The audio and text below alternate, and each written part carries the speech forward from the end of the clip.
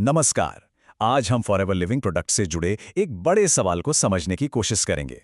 आपने भी शायद सुना होगा, कुछ लोग इसे एक बेहतरीन बिजनेस अवसर बताते हैं, तो कुछ इसे एक स्कैम कहते हैं। तो सवाल यह है कि आखिर एक ही कंपनी को लेकर इतनी अलग-अलग राय क्यों हैं? चलिए इस उलझन की जड़ तक चलते हैं। ठीक है, तो सबसे पहले उन दलीलों पर नजर डालते हैं जो कंपनी को एक लेजिटिमेट बिजनेस साबित करती हैं। स्क्रीन पर ये जो नंबर दिख रहा है, 160 से भी ज्यादा, ये उन देशों की संख्या है जहां फॉरएवर लिविंग प्रोडक्ट्स या एफएलपी आज ऑपरेट कर रही है। और बात सिर्फ देशों तक सीमित नहीं है। देखिए, कंपनी को दुनिया भर में 45 साल से ज्यादा हो चुके हैं और भारत में भी 25 साल से ज्यादा। ये एक कर्ज मुक्त वर्टिकली इंटीग्रेटेड कंपनी है और कमाल की बात यह है कि शुरुआत से आज तक मैनेजमेंट भी नहीं बदला है। तो इन सब बातों का मतलब क्या निकलता है? मतलब साफ है कि अगर हम सिर्फ कंपनी की बुनियाद को देखें तो वो काफी मजबूत और स्थिर नजर आती है। और तो और कंपनी के वेबसाइट पर पारदर्शिता रखने की भी कोशिश दिखती है।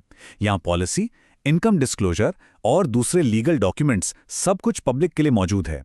यहाँ तक कि उन एजेंट्स की लिस्ट भी है जिन्हें अनैतिक काम करने की वजह से कंपनी से निकाल दिया गया है। और देखिए, यहीं पर सबसे बड़ा सवाल खड़ा होता है।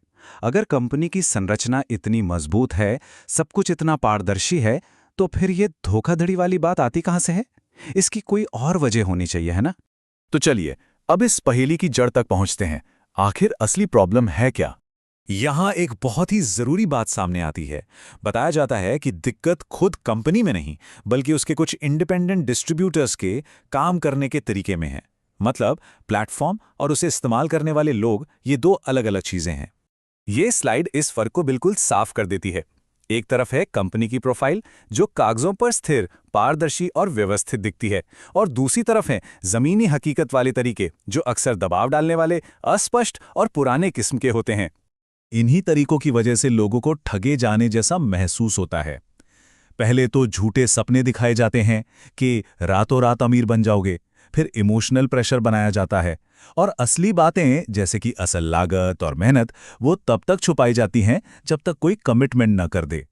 असल में यही वो रेड फ्लैग्स हैं, वो गलतियां हैं जो पूरे बिजनेस अवसर की छवि को खराब कर देती हैं। जैसे कि लोगों के पीछे पड़ जाना, झूठी उम्मीदें देना या नौकरी पढ़ाई छुड़वाने का दबाव बनाना। तो इन सब बातों को जोड़कर आखिर क्या नतीजा निकलता है, आइए देखते हैं। तो सबसे ज़रूरी बात ये सामने आती है, कंपनियां खुद शायद ही फ्रॉड होती हैं। फ्रॉड होते हैं लोग और उनके काम करने के तरीके। इससे पूरी बहस का फोकस ही बदल जाता है। अब सवाल कंपनी के लीगल होने या न होने का नहीं रह जाता, बल्कि ये एक मेथड्स प्रॉब्लम, यानी काम करने के तरीकों की समस्या बन जाती है। तो फिर इसका हल क्या है?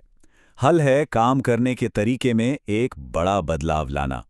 लोगों के पीछे भागने और दबाव डालने की बजाय एक मॉडर्न, स्किल बेस्ड और व्यवस्थित सिस्टम को अपनाना। तो आखिर में बात इस पर आकर टिकती है कि असली सवाल ये नहीं है कि कंपनी कानूनी है या नहीं।